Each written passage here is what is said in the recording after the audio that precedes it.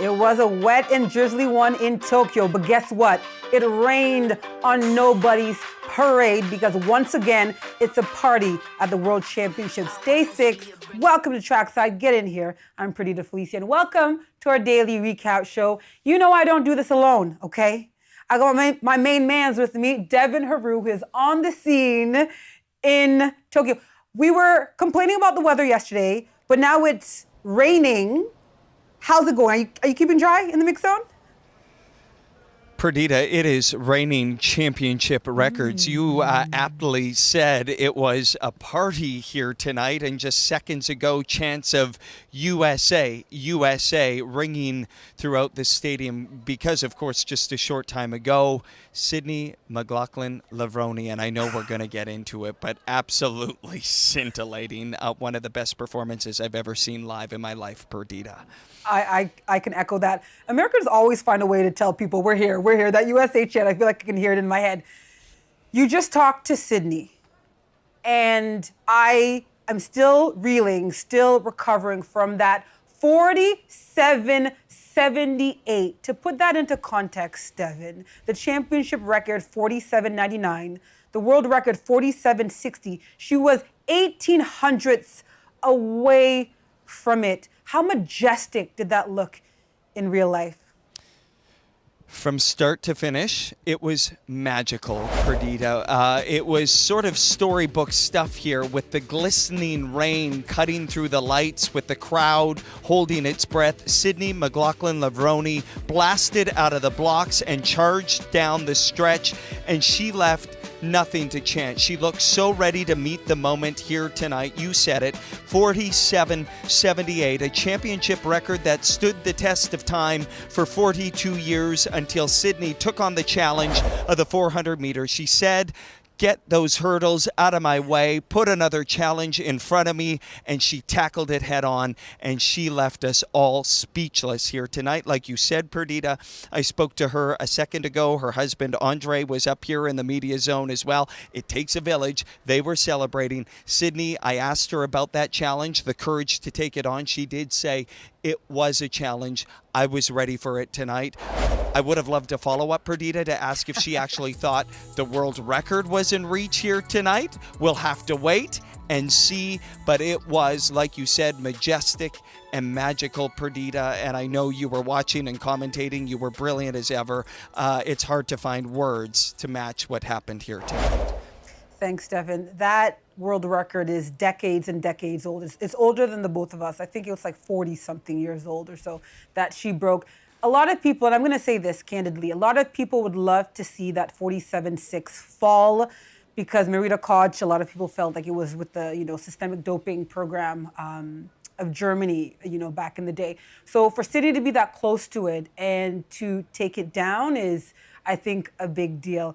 Okay, let's talk about the men's final. That was, let's use another word that you used earlier in this week, scintillating, because Kibinette Shippey, I have to work on my enunciation there, Botswana, takes the gold medal. But there are 3 men from that country of Botswana in the final. Historic, Devin.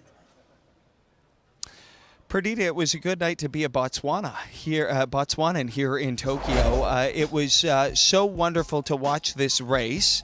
A lot of drama on the track, and I do want to point out as we watch this here, you see how slick the track was here tonight. The rain came pouring down. It was a lot cooler, but there's Buzang from Botswana winning the medal. We know that these African nations are very, very fantastic at the long distance, but forget all of that. 400 meter is in the wheelhouse now, and of course Buzang at the end of all of that dropped to the track and started to do those push-ups after running. I asked him just a short time, Perdita, about that, and Buzang said, I wanted to give a tribute to my role model who always talked about pushing that last 2% you have. He said that was the last 2% I had in the tank. So I dropped to the track and I did those push-ups after a really spectacular performance. Botswana gold, Botswana bronze in the 400-meter men's final here tonight. Spectacular.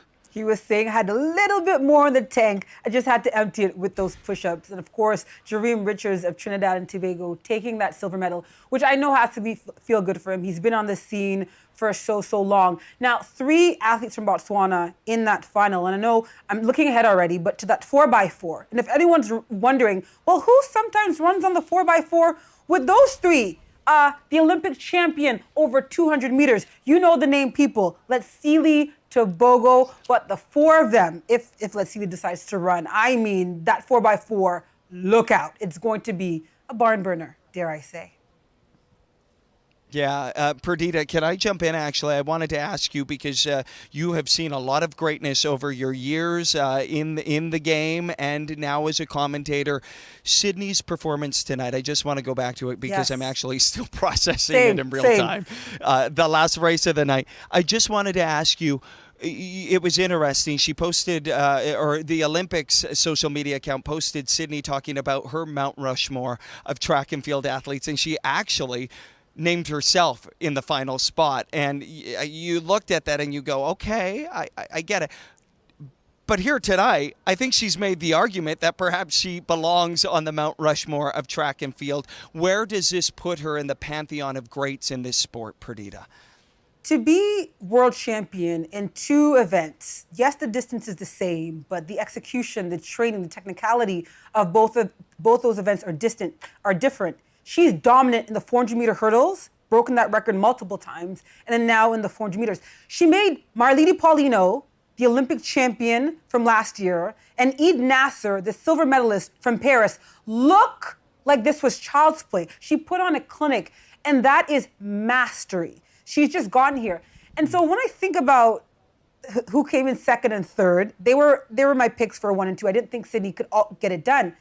But the 2 of them needed a national record and a season's best just to give Sydney some work, and it just was not enough.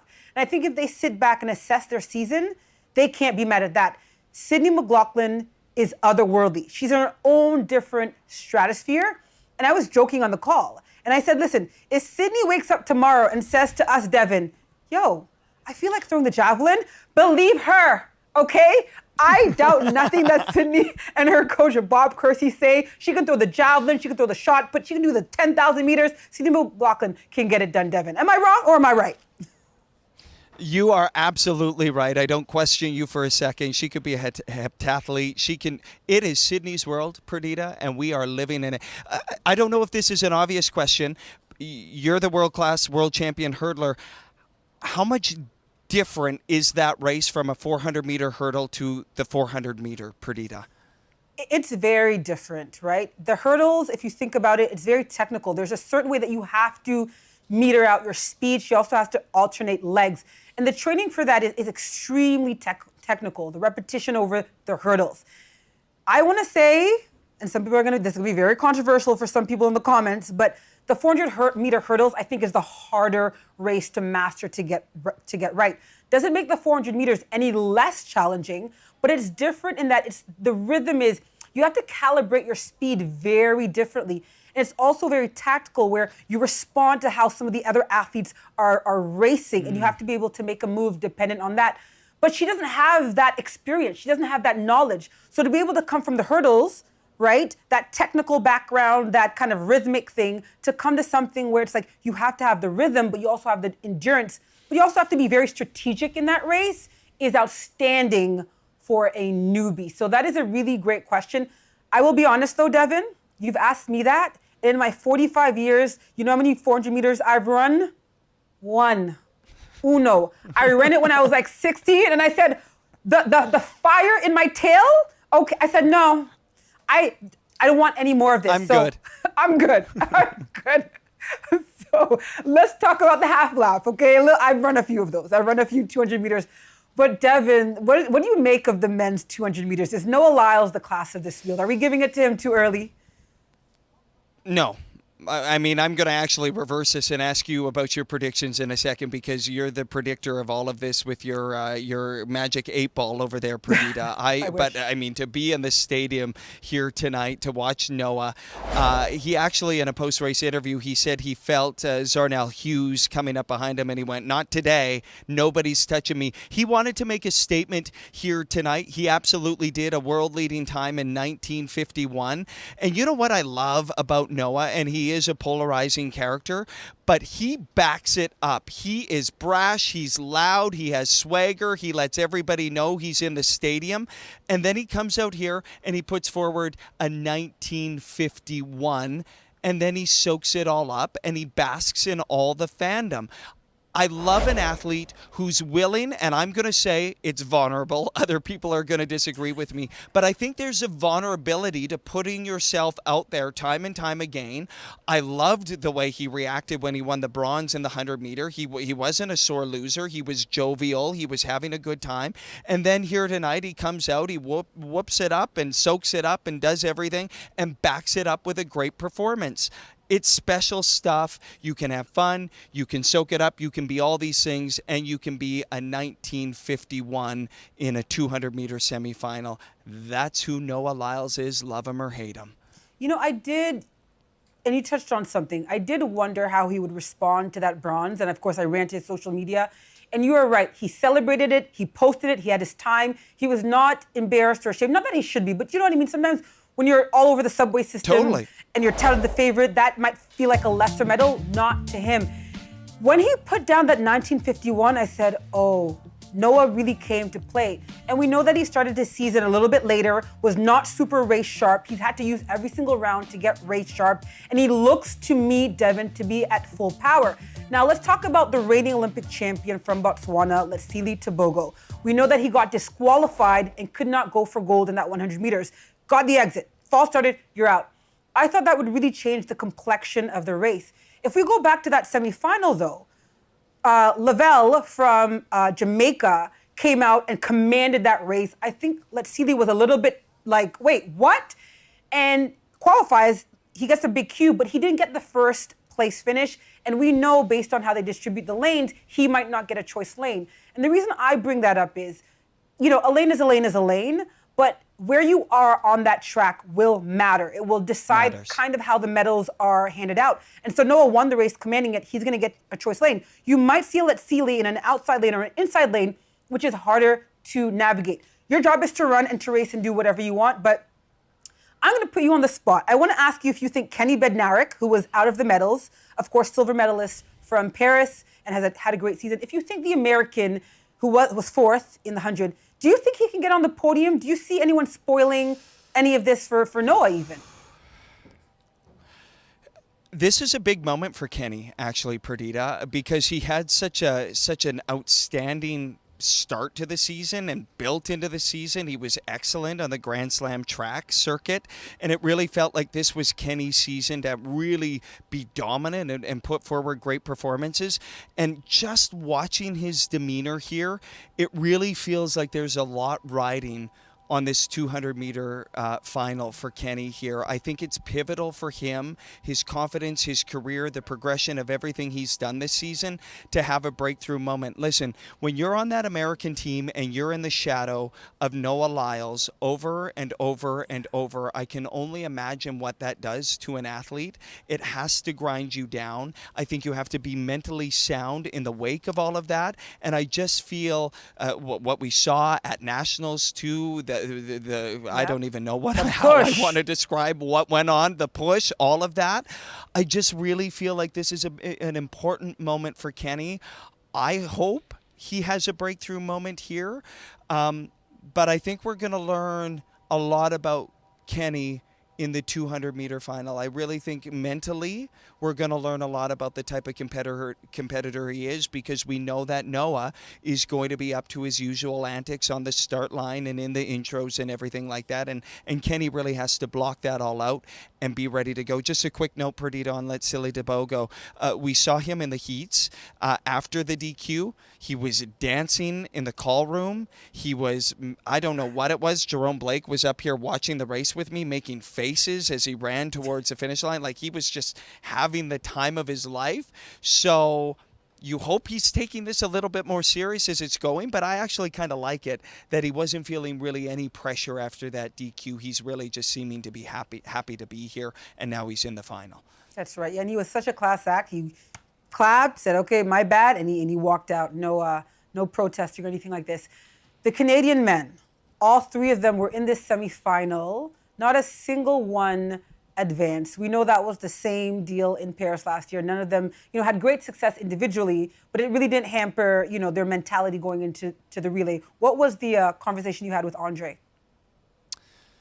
It's a really good question, Perdita, because like you said, I think last year in Paris individually, it didn't go any other way. They wanted it to, and so, of course, that was the case here again tonight. Important of you to point out lane selection. The Canadians were all sort of in those inner lanes tonight, and it just felt like they couldn't find their groove on those inside lanes because they all had the baby cues, like you said, and I think that sort of affected them going into the semifinals here tonight. But listen, these guys have been around the block and have been around here for a long time. And Andre, of course, posting a season best time here, but that's like a consolation prize. He's like, of course I should have.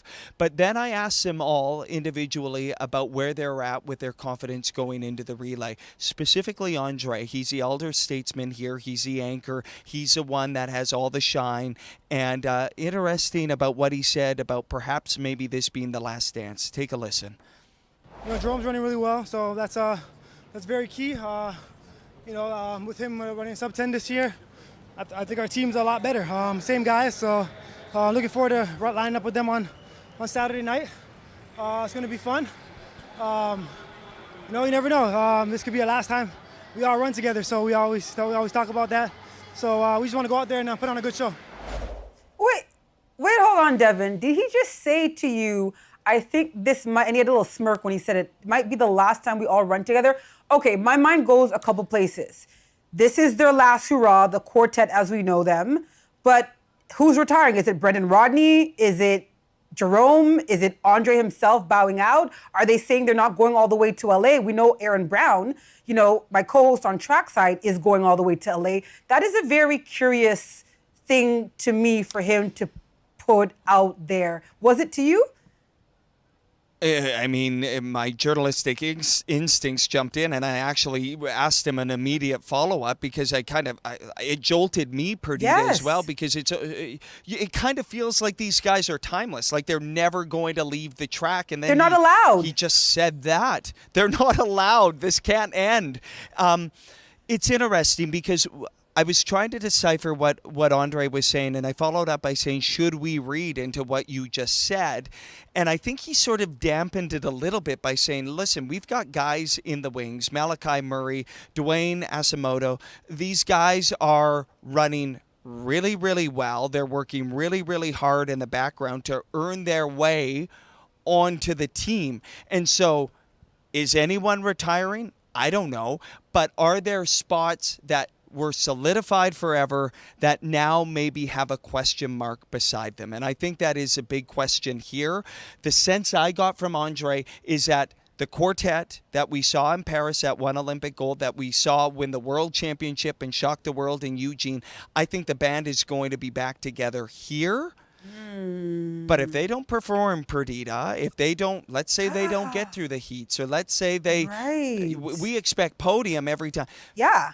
This might signal a changing of the guard in one of those positions because the guys behind them, Eli, should mention Eli as well, all three of those guys have been chomping at the bit to get in because historically, if you're a part of this relay team, you're winning a global medal. Those guys want to win a global medal. So I think there's a lot of intrigue around this relay lineup. We don't want it to end. We want to see these guys go hard. Aaron Brown told me before all of this, Perdita, he could see a national record being broken here, 37:48. So stay tuned and get the popcorn out. This is a really pivotal time for the men's relay program in Canadian history. Oh, 100%. I'm like, call Glenroy Gilbert. Get him on the phone, because if you're that relay coach, this is a good problem to have. They have depth. Let's transition and talk about the women in the 200 meters. Melissa Jefferson-Wooden, friend to the show, friend to Trackside. She's been on here.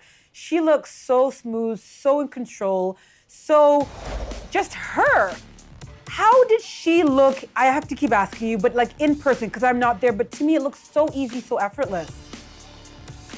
Well, I feel like a bit of a broken record, because I keep saying she looks disciplined, she looks businesslike, and she looks ready to go. And then look at this, Perdita. You were on the call and you noticed it. Watch her shut it down.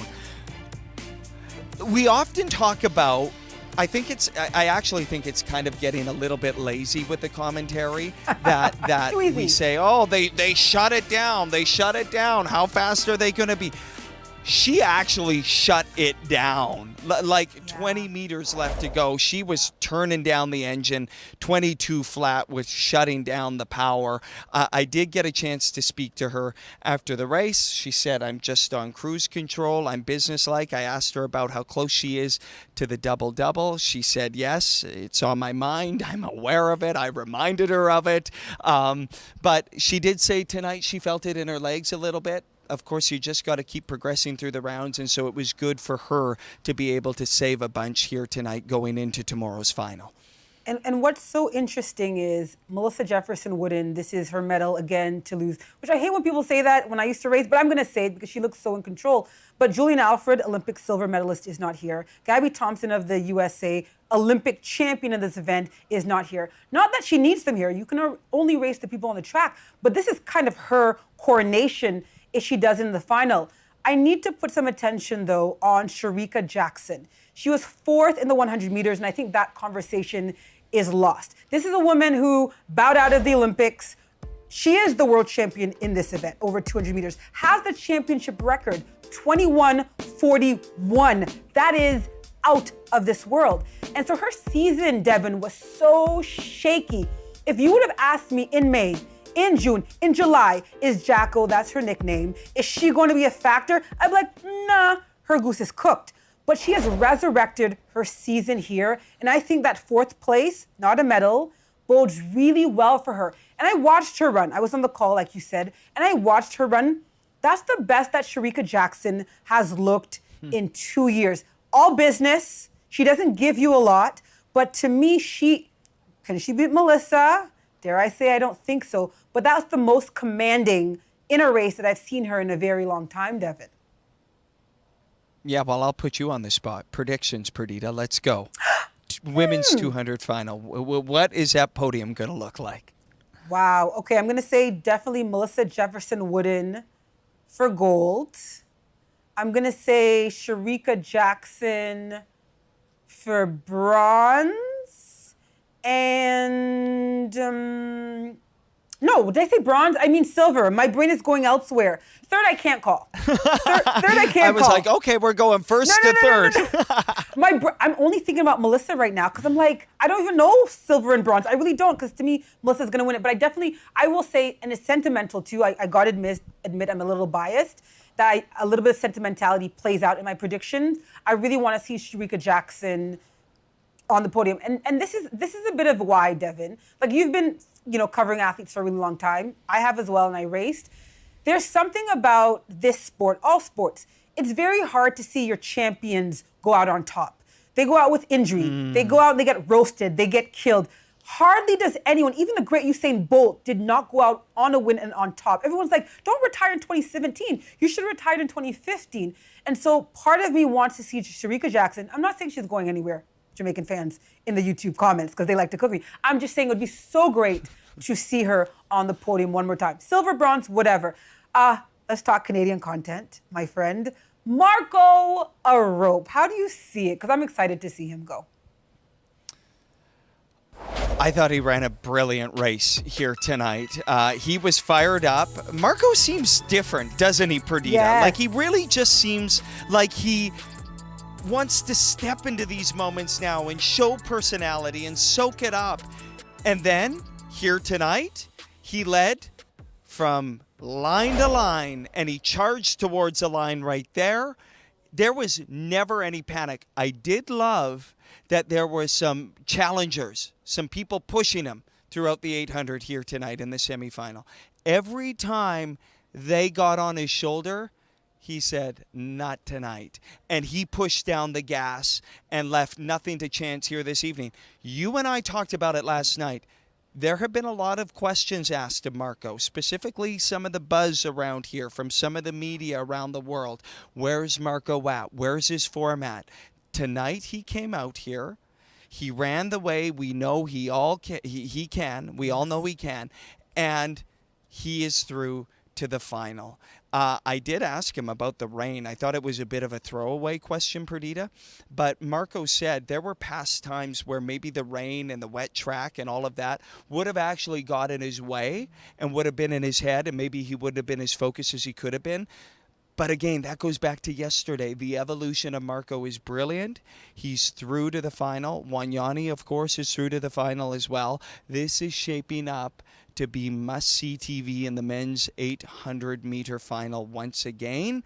And I think Marco is going to pour it all out once again. And I really think there's a legitimate shot now at him defending his title. Perdita, what do you think? I absolutely think the same. I think he could even lower the Canadian record. He was on trackside earlier in this season, and there was this shot that we threw of him. He was showing his abs, and he's looser. He has a lot more personality. A lot of the American outlets, I felt like they were being disrespectful because they didn't have the reigning Olympic champion as a threat in their predictions for Tokyo. And I was like, what? Are you? Yeah, local. You're not altogether there. Marco has had an up and down season, but I felt like it's exactly as you described, Devin.